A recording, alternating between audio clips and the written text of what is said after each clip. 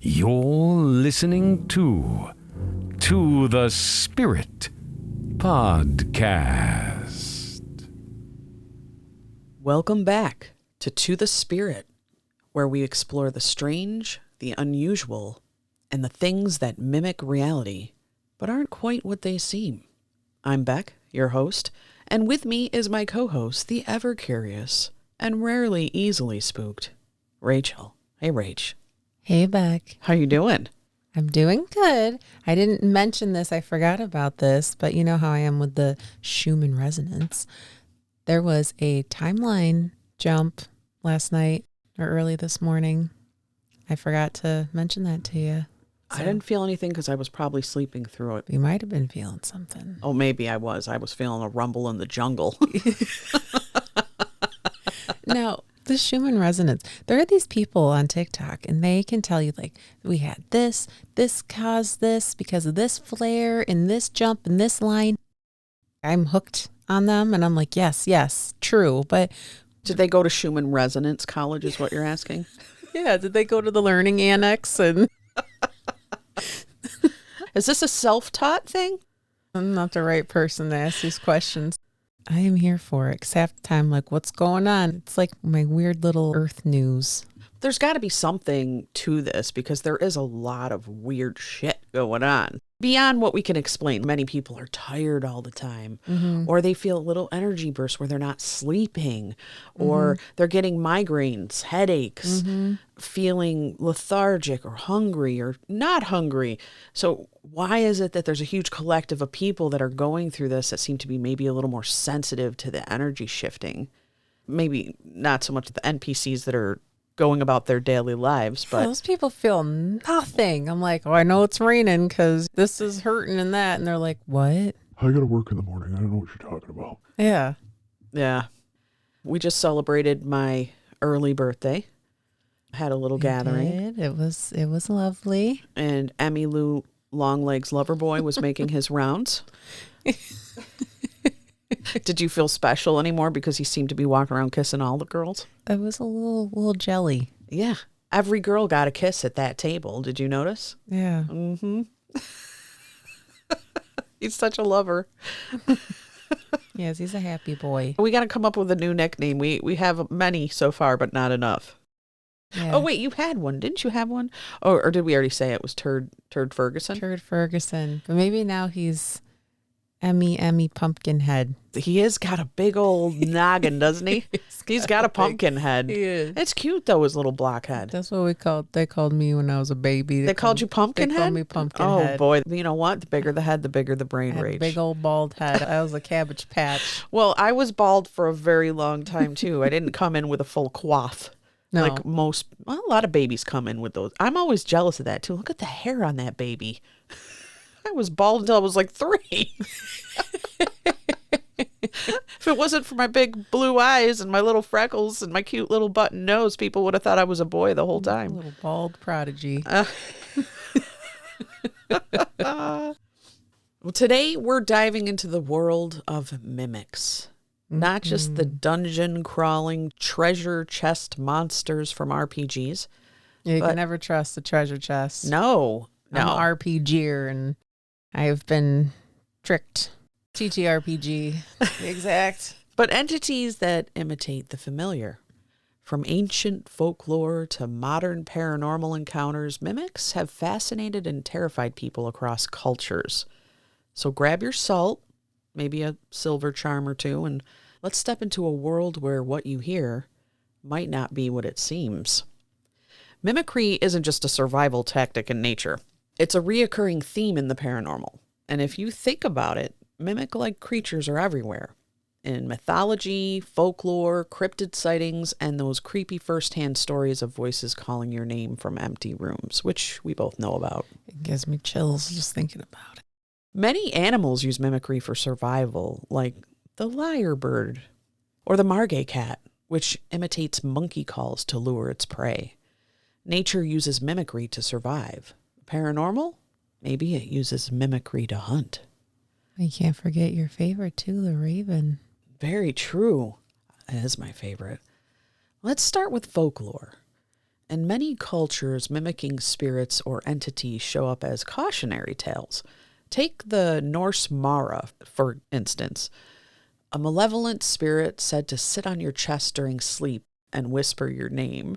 Some believe these voices lure you into sleep paralysis.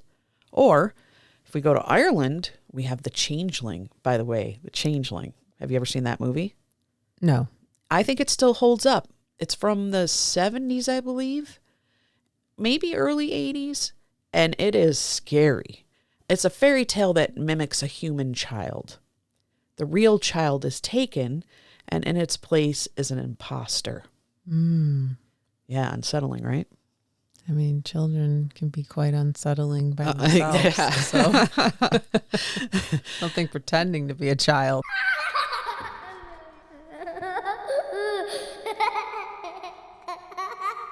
And then there's Japan's Yosuzume, a spirit bird said to mimic human speech. According to folklore, if you hear it call your name, don't answer. Ooh. Sounds kind of like the Appalachian rules, right? Yeah. Answering supposedly lets it steal your voice, or worse, your soul. Yikes. Did you know mimicking spirits show up worldwide? I'm not surprised. Me neither. Not exclusive to the USA. I'm going to try to say these words. I'm sorry if I butcher it. And I didn't do my research as to how to pronounce this, so shame on me. Oh. But in the Philippines, they have the Tiyanak. Tiyanak. Tiyanak. Let's do that one. The Tiyanak. Demonic infants mimic baby cries to lure victims. You know who else does that? Who? Cats. What do you mean? They mimic crying babies. Okay. That's scary. I don't know if my cats have done that. I just hear cat meows. When I lived in my apartment, we had crying kids downstairs. And specifically Beetlejuice picked up on that crying kid sound. And he used that. And we never knew if it was actually the kid or the cat. That's insane. Yeah, but they can mimic the crying baby. I've heard the red box. They sound like women screaming, being murdered. Oh. So that's kind of, yeah. Okay, interesting. I just disturbed Beck. Yeah, I'm a little disturbed. I hope my cat never does that, okay? In Iceland, oh boy, this is going to be fun. We have the Skuggabaldur. Skuggabaldur. Shadow spirits imitating people's voices. That's kind of even scarier. I don't know. Would you rather have demonic infants mimicking baby cries or shadow spirits imitating people's voices? I know you're going to take the shadows. Yeah, I'm taking the boy. shadows. Okay. In South Africa, oh boy, here we go. We have the Tokolush. That's trickster beings, sometimes imitating family members. That one, that has happened to me, so I'm okay with that one. Yeah, tricksters aren't so bad. They're just up tricks. Mimics seem to know exactly how to push human buttons, using familiarity and trust as bait. Here's a creepy twist. Demonic associations with mimics. That takes the fun out of it. Mimicry has long been associated with deception, a classic trick in demonic lore. For example, exorcists report that entities sometimes mimic family members to sow confusion and fear. Remember Annalise Michael's case from the 1970s?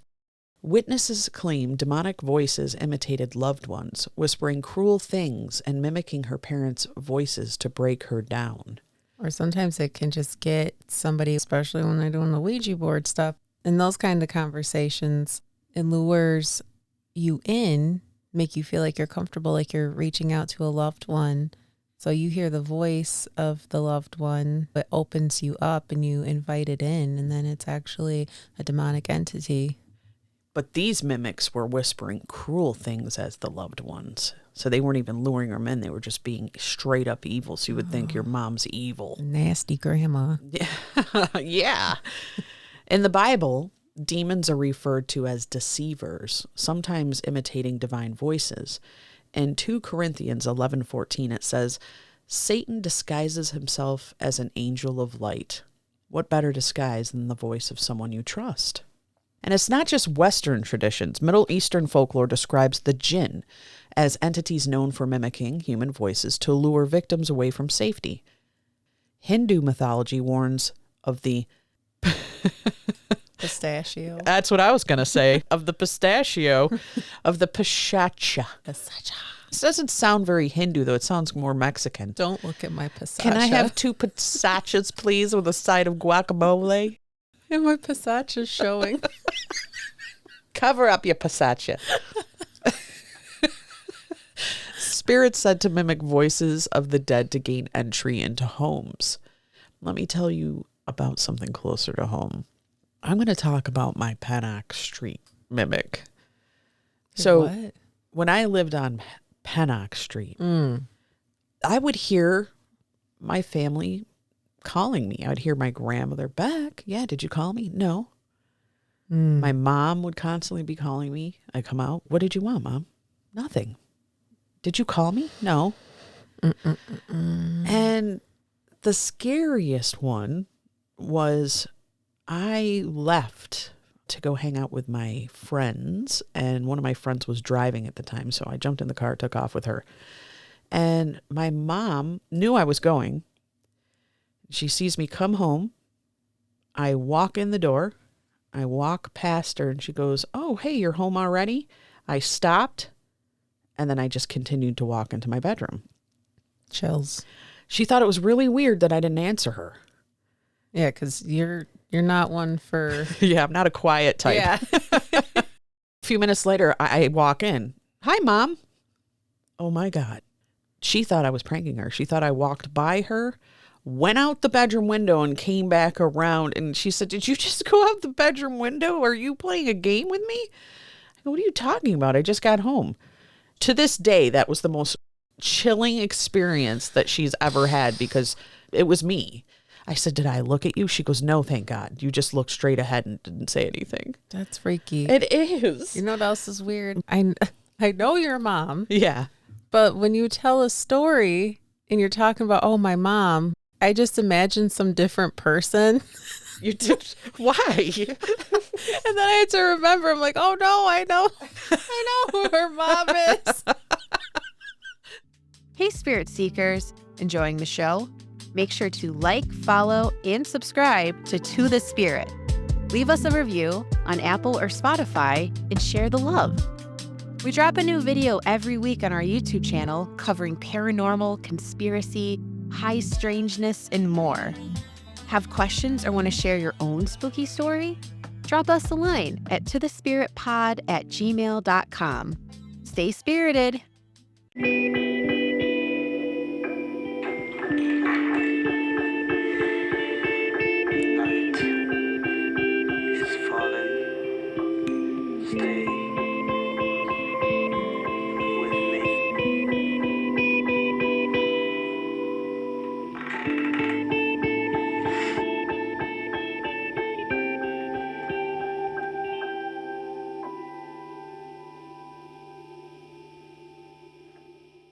Don't you have a story about this as well, Rach? Don't you have something Yeah. similar to this? Yeah, so Okay. the house I currently live in, which was David, my boyfriend's grandparents' house, and his grandfather has passed before we moved into the house, but I don't think that really affects what's going on here. We, for some reason, and we hold on. I got too many fucking thoughts at the same time and I glitched. Do you think Grandpa's messing with y'all? You don't think so? He could be. He could be messing with you. So there are many times it's either when we are in the kitchen or in the living room that's on the same level as the kitchen. We have a split level. So there's upstairs, the mid floor, downstairs, and a basement. I'll be in the kitchen or in the living room and I will hear him call out to me. Usually it's like, Hey, babe. what? Say my name? Not say anything. Now, do you have to do the annoying thing where you have to go to him and say, "Did you call me?" Or do you just yell up? I've done both. And the same thing with him. He'll hear me, but it's always only when we're on that middle floor. We're never upstairs or downstairs and hear each other. And we figured this out today because I was asking him if he knew a specific time where it happened that stood out in his memory. And he said no, but it's always when I'm in the kitchen most of the time where I hear you calling out to me and I don't call out. I didn't even know this was called mimics for years. I literally thought it was demonic, which it could be, right? Was it TikTok? You found out? Yeah, I think it was recently when I was like, that is the perfect term for that, mimics. Because originally, I don't know if you've ever seen the 1980s Amityville Horror 2, number 2. Oh, number 2. Meg Ryan was in that one. I thought they could be called doppelgangers too, but she drowns in the lake. A spoiler alert if you haven't seen the 1980s movie, but she drowns in the lake, and there's a point where she comes in soaking wet and she walks through the house, and her friends are like, oh, hi, Meg, I don't know her name in it. And she just doesn't even look at them, and she just walks by them, goes to the staircase and walks up the staircase with her hand on the banister. And it was so creepy, and she's just soaking wet, only to find out that she had drowned in the lake earlier. So I thought, okay, doppelganger. Couldn't that have been my doppelganger that walked by my mother? Mm-hmm. But I would think doppelgangers would be of more flesh and blood. The next thought was demonic because they're known to be able to mimic your voice and play tricks on you and probably shapeshift. But to hear mimic is the perfect term.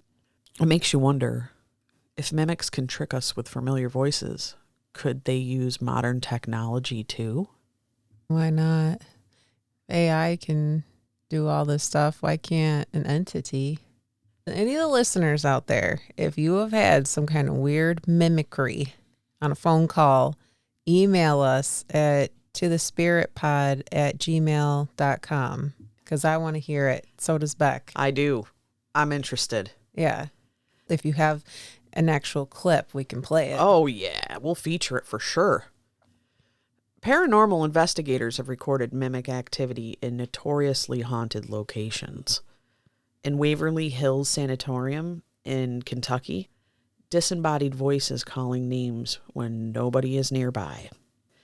The Queen Mary in California, guests report hearing crew members who aren't there. Poveglia Island in Italy, distorted familiar voices heard all over the water. Wendover Airfield in Utah, paranormal teams have captured mimic voices of their own team members. So why do these places, especially those steeped in tragedy, seem to become playgrounds for mimics? Do you think there's bad energy and they feed off of it? Well, they're not really good, are they? They're not doing anything wonderful. They're kind of messing with people's heads, driving them mad or making them fearful, right? Yeah, they're like chaos beings. Yeah, I'm not a big fan of these mimics. They're tricksters. They're little pranksters. And I respect their game, though. there's a point where you become filled with fear and confused that it can cause like a mental break. And Sure. you want to say, well, I'm strong and it wouldn't freak me out. Except if you're constantly being taunted, you start questioning your sanity. I could see why a mimic would have fun doing it, though, especially if you're a chaotic being. I get it. I know that when it was happening to me as a kid, it started making me go crazy because I kept hearing my name over and over. And I was feeling like there was something wrong with me. And who do you say that to? Because they're going to lock you up. We had that roundtable discussion about like the psychicness in something like schizophrenia. Right. And that's exactly where there is a line. You're not going to tell your school counselor, I'm hearing voices. I'm hearing my name being called. You're not going to tell your friends because they're going to go, okay, we're not hanging out with her.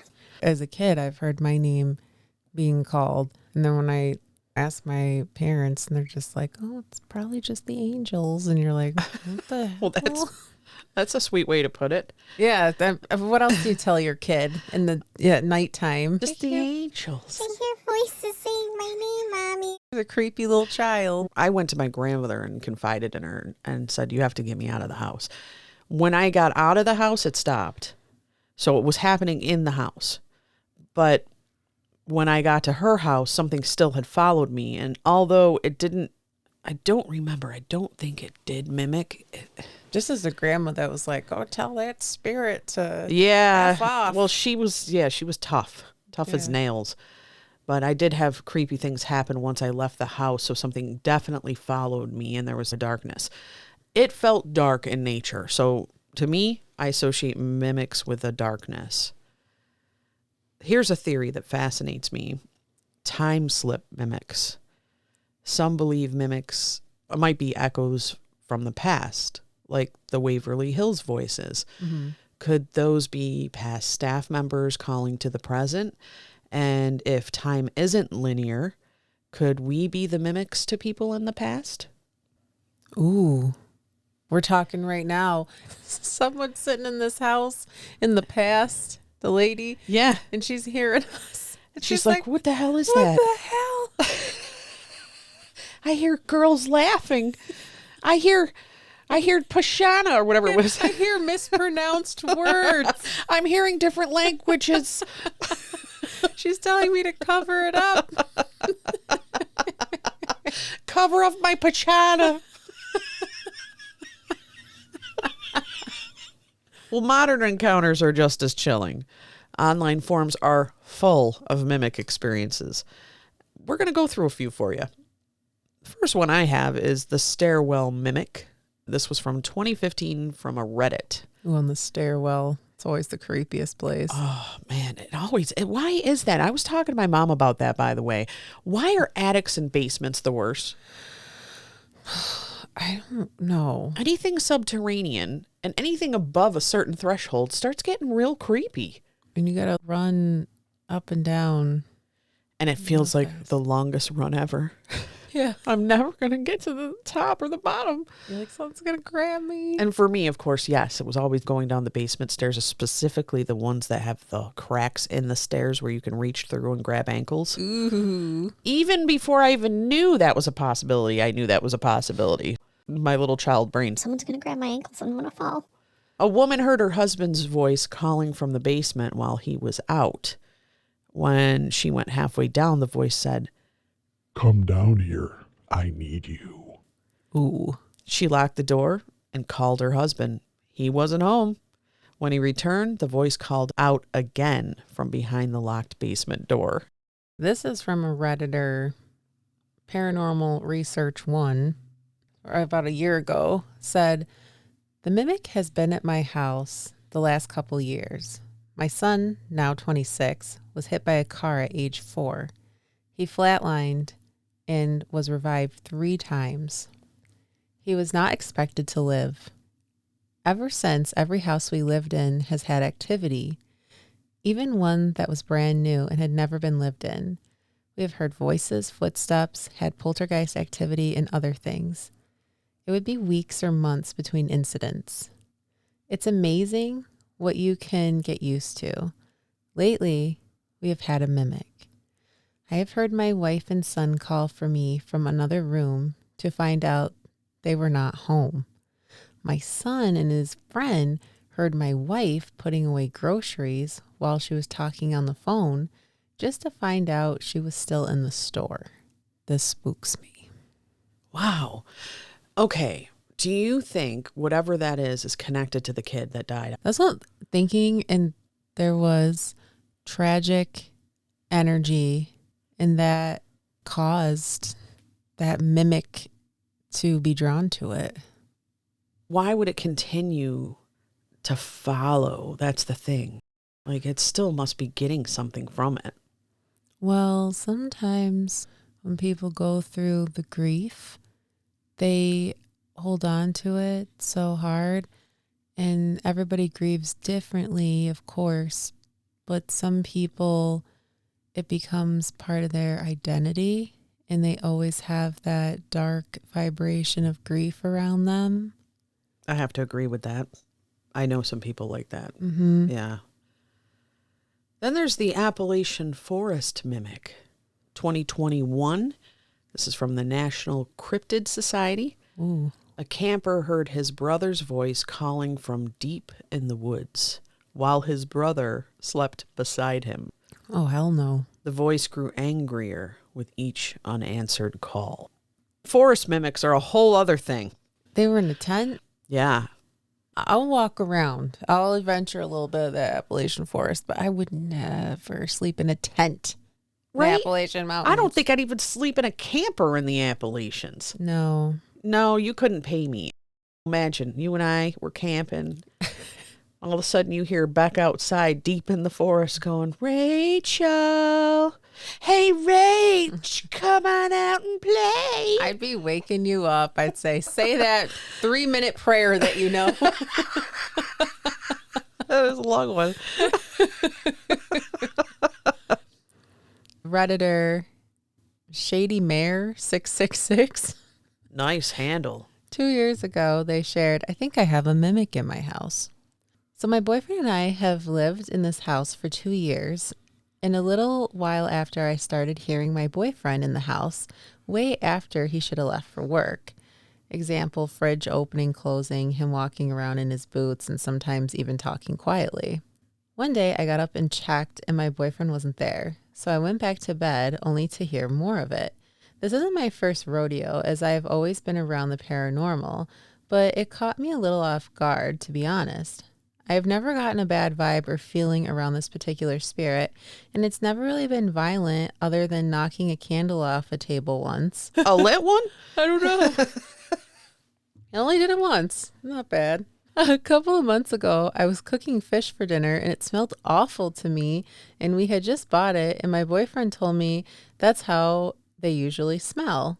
He went to lay down because he got a bad headache, and 30 minutes later, I hear him shuffling out of the bedroom and ask what the hell that smell was. I turned around to tell him it was the fish, but there wasn't anyone there.